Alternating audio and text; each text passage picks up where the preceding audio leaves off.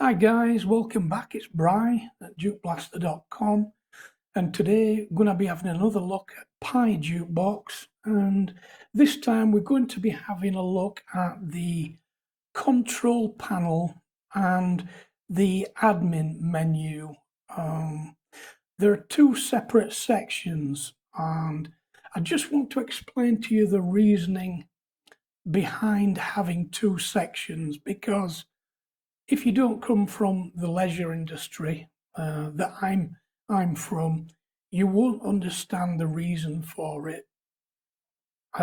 So here in the control panel, you've entered your password and you've got into the control panel, and you've got all the functions available to you.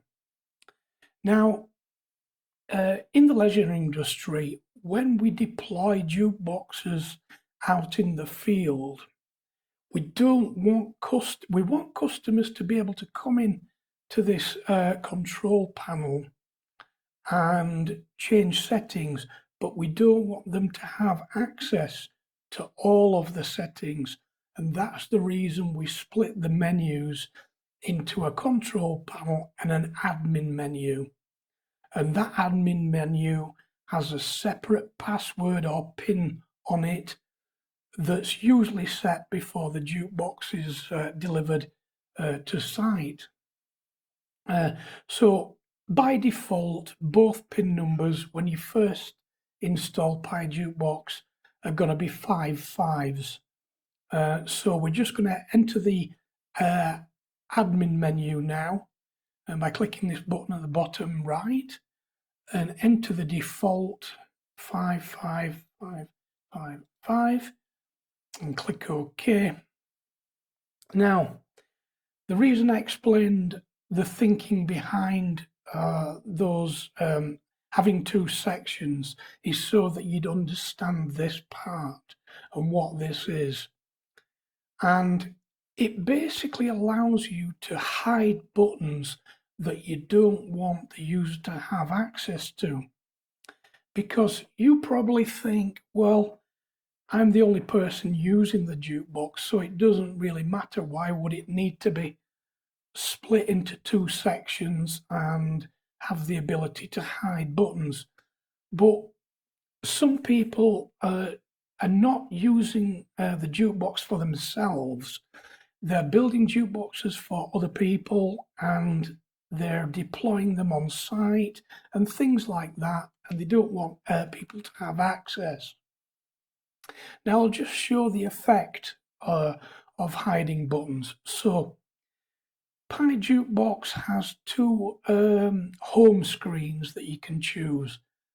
One which is this, the jukebox style one, and the home style one. So if we go to navigation style, and we can choose home style like that.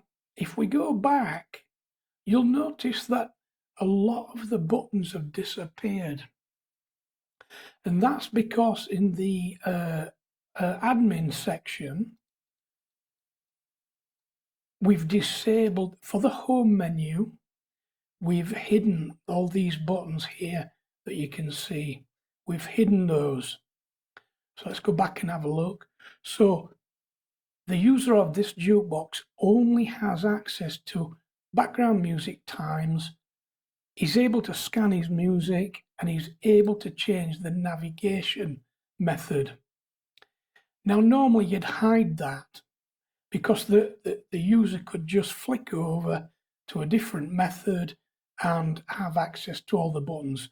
So what you'd normally do is go into here and you'd hide that. Let's have a look for it. We're interface style. So if we hide that now and go back out, now I'm in the jukebox screen, navigation style. So if I were to change that back to the home style and we go back, you'll notice that button's no longer available. So I can't get out of this. All I've got access to is background music and scan music.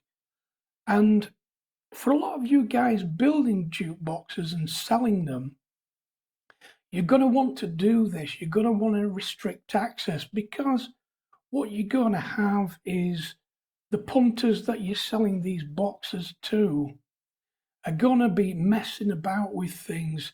They're going to be shutting down Pi Jukebox, and then they'll discover that there's a desktop underneath, and they'll be, oh, it's just like Windows.